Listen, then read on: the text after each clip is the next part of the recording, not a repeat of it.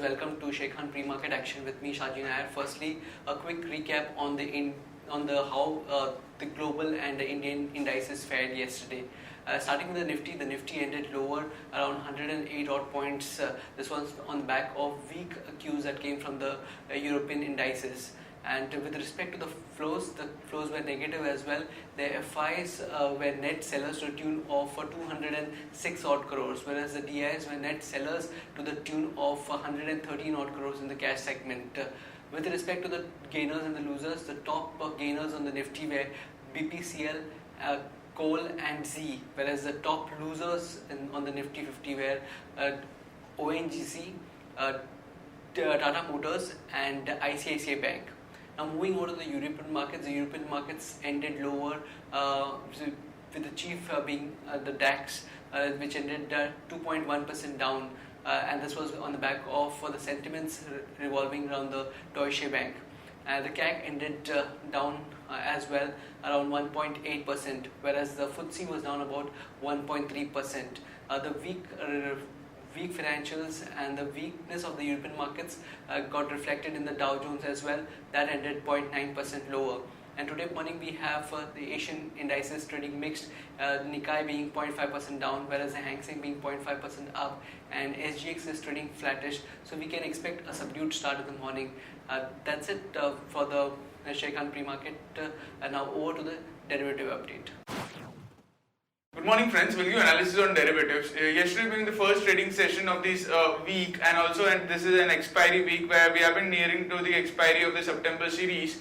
Our market did open with a gap down of around 40-50 odd points in line with the negative cues from the international markets, and thereon Nifty constantly showed selling pressure. We did mention yesterday also that if 8,800 is broken, market could see some kind of an sharp sell-off in the downward direction, and that did happen in yesterday's trade also. Once 8,800 reached, the market did see a good amount of sell-off across the board, due to which it closed with a sharp loss of 1.23 odd percentage, settling at 8735.15. On the open interest terms, 2% was shaded in the open interest. In the absolute terms, 7.12 lakh shares were shaded in the open interest.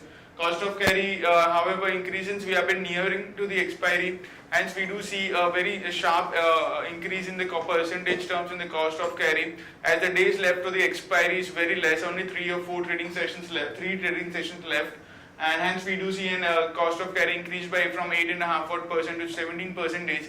While put call ratio have also decreased significantly, and we have seen a sharp short covering in the put side, as since the start of the series, put options was been trading as a significant amount of short buildup was been absorbed in that side. But after in yesterday's trading session, we saw very sharp sell off, due to which we have seen a put call ratio dipping by almost 8 odd basis point from 1.15 to 1.07, and volatility index also shoot up in line with the market going down. We do see a direct we do see an indirect correlation between the volatility index and the market, and volatility index have inched higher by around 10 odd percentage, from 13.25 to 14.57. So it was much of a long unwinding day in yesterday's trade, since we were being mentioning that our market has been overrun, as Nifty future, the open interest of Nifty future is also almost to its lifetime high, and hence and long unwinding pressure was much more imminent, since we have been reaching towards a resistance of 9,000, which is a psychological resistance also, and after that we did saw unwinding of long positions by the market participants. On the option side, 8,800 call option have seen a significant amount of addition in the open interest, around 50%. So taking out 8,800 for this expiry for the next 3 series would be a difficult task, unless we don't see a very sharp upside on the higher side. But a minor upside in the market would not be able to go past 8,800. This would only be a relief rally. Now for this 3 trading sessions, we do feel market is now on the sell on rise, at least for these 3 trading sessions for the September series, as we have seen a significant amount of call writing in 8,800 call option. while there was hardly any addition in 8,900 call option. While on the put side, majority of the strike price I've seen an unwinding. One thing which is quite interesting to watch out for and was been highlighted is 8,800 put option. Since we mentioned as 8,800 put option, I've seen significant amount of put writing, and in yesterday's trade after breaching 8,800, we have seen significant amount of covering. Put writers have been forced to cover the short positions, and hence we have seen an unwinding of around 30 odd percent in 8,800 put option. While 8,600 and 700 put option have seen a minor unwinding of 22 to 3 odd percentage. There are around 11 securities in ban period for today's trade, that is CET Limited, DLF, HDIL, Indiabull Real Estate, IDBI, Jet Airways, Jindal Steel, Jain Irrigation, Reliance Communication, Reliance Capital, and Wockhardt Pharma. On the FIs terms, have been quite evident, seeing the fall in the market in yesterday's trade. FIs were net sellers in index futures, and they were the main culprit for the fall which has been seen in yesterday's trading session. They were net sellers by around 1121 odd crores, which is quite huge. Index options, they were net buyers by 241 odd crores, while stock futures also they were net sellers by 686 crores, and stock options net sellers by 206 crores only. On the market level, our 5 days VWAP stands at 8815 with a lower range at 8700 and higher range at 8815. S6 Nifty is trading positive, it's up by around 9 odd points and sporting at 8746, indicating some kind of a positive opening can be expected in the morning trade. That's it from derivatives. Thank you. Friends, we shall now look at the trading ideas as well as the news update. On our first trading idea, we have Jet Airways. Jet Airways is negotiating a joint venture agreement with Air France KLM to extend the commercial cooperation with the European airline network. So we feel that this development is positive for the stock. One can go long on the stock, keeping a stop loss at 534 for an upside target of 560 and 573.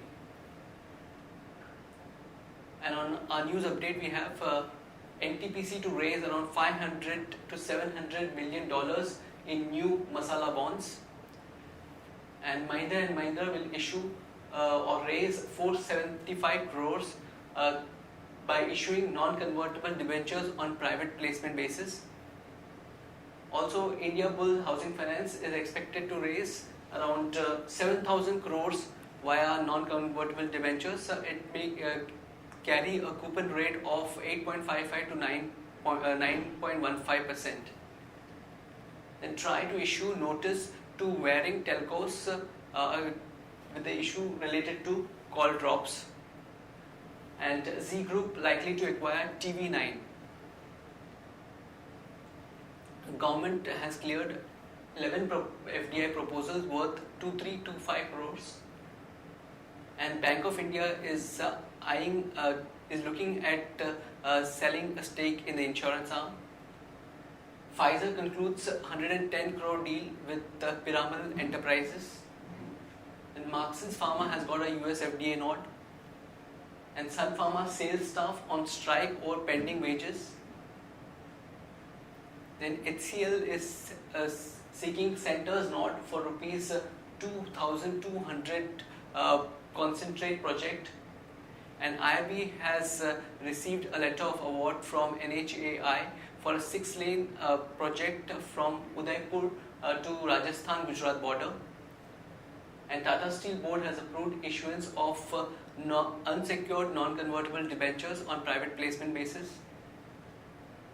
And with respect to the stocks for investment, we have the following stocks. One can consider investing in Suven Life Science, Rico Auto, Britannia, Triveni Turbines, and HDFC Bank.